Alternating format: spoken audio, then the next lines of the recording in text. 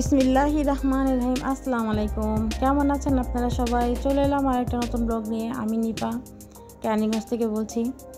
এই তো সকাল সকাল ব্রেকফাস্টটা করে নিচ্ছি। এখন বাজে সকাল 9:30 থেকে ব্লগটা শুরু করে দিলাম। গতকালকের একটু পরোটা ছিল ফ্রিজে, ওটা গরম করে নিয়েছি। আর নিয়েছি দুধ চা। পরোটা দুধ চা তো আমার খুবই ফেভারিট। তো কার কার পরোটা দুধ চা ফেভারিট আমাকে অবশ্যই কমেন্ট করে জানাতে পারেন। তো আজকে একটু পাতলা খিচুড়ি রান্না করব। তো পাতলা খিচুড়িটা সবার জন্য রান্না করব।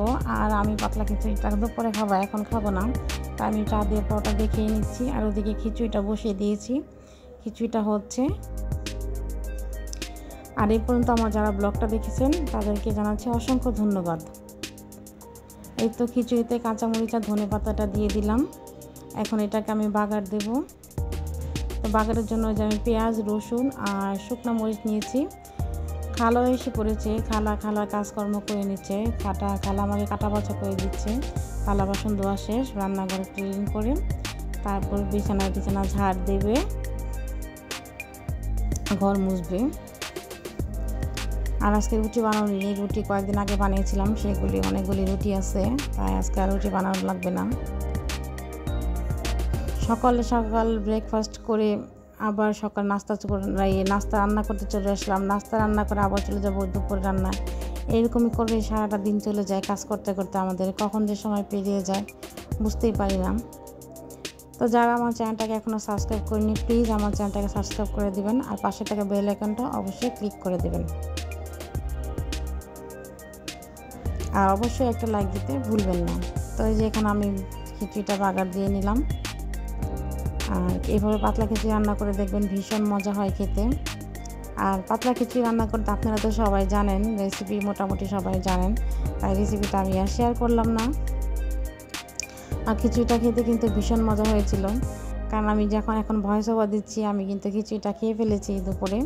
তাই খিচুড়িটা খেয়ে কিন্তু নামাজ পড়ে গোসল করে আসলাম, তারপরে এই যে ভয়েস ওভার দিচ্ছি এখন।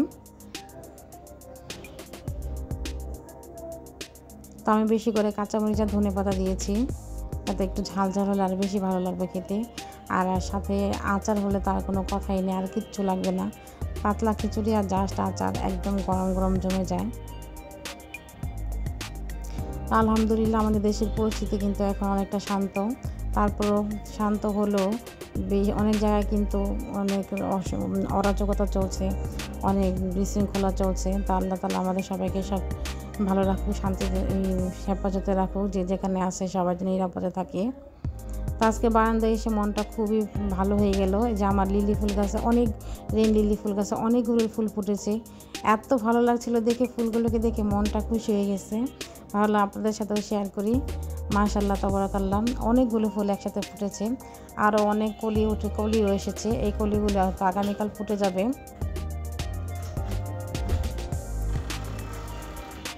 আর এখানে যে লিপস্টিক গাছও কিন্তু কুড়ি চলে এসেছে। লিপস্টিক ফুল গাছ, এটাকে কে কী ফুল গাছ বলেন জানি না, আমরা তো এটাকে লিপস্টিক ফুল গাছ বলি। আর এই যে নয়নতারাতেও ফুল ফুটেছে, সাদা গোলাপি। তা আমার বাগান করতে কিন্তু ভীষণ ভালো লাগে। আর এদিকে নাস্তা খাওয়া শেষ সবার, খালার কাজ করে চলে গেছে। খালাকে দিয়ে বাজার থেকে কিছু শাক আনালাম, লাউ শাক। তো আজকে লাউ শাক রান্না করব। আর বাসায় তেমন কোনো বাজার নেই, মাছ টাছ নেই আর কি। একটা বড় কাতল মাছ আছে, দেখি আগামীকাল ওইটা কাটবো, আজকে কাটলাম না। আজকে শুটকি রান্না করব, আলু দিয়ে কাচকি মাছের শুটকি। আর লাউ শাক রান্না করব, আর ডাল আর ভাত। এই হচ্ছে আজকে দুপুরের রেসিপি। তো শাকগুলো এখন কেটে নিচ্ছি। আর লাউ শাক কাটার সময় খেয়াল রাখবেন, অনেক পোকা থাকে কিন্তু। আমি লাউ শাক কাটতে গিয়ে 2টা পোকা পেয়েছি, আমি তো ভয় পেয়ে গিয়েছিলাম। শুঁয়ো পোকার মতো পোকা, বিছা পোকা। তো ভীষণ ভয় পেয়েছিলাম। তো যাই হোক, তারপরে কাটতে হবে, করা কিছু নেই, কে কেটে দেবে, আমারটা তো আমাকেই করতে হবে।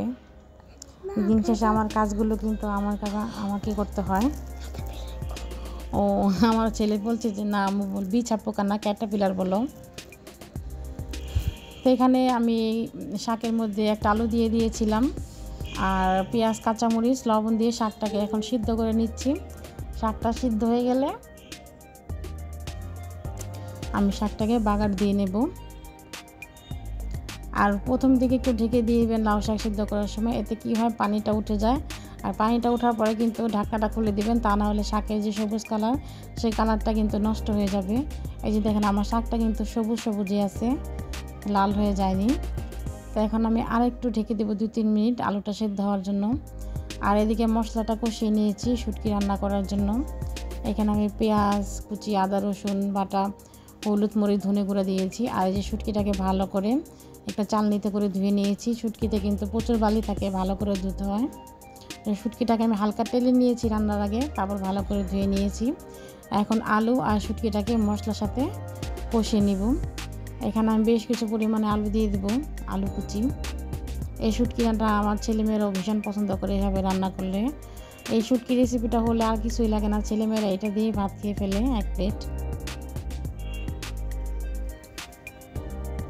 তো যেদিন বাসায় মাছ মাংস থাকে না, আমি এই রেসিপিটা রান্না করি, আর বাচ্চারা অনেক মজা করে খায়।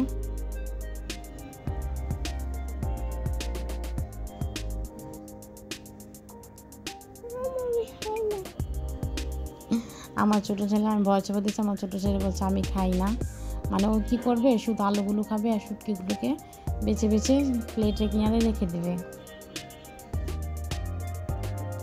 তো রান্নাবান্না শেষ, এখন কতগুলি থালা বাসন জমেছিল এগুলিও ক্লিন করে নিয়েছি, বেসিনটাও ক্লিন করে নিয়েছি, চুলাটাকেও ক্লিন করে নিয়েছি, সমস্ত কাজ শেষ।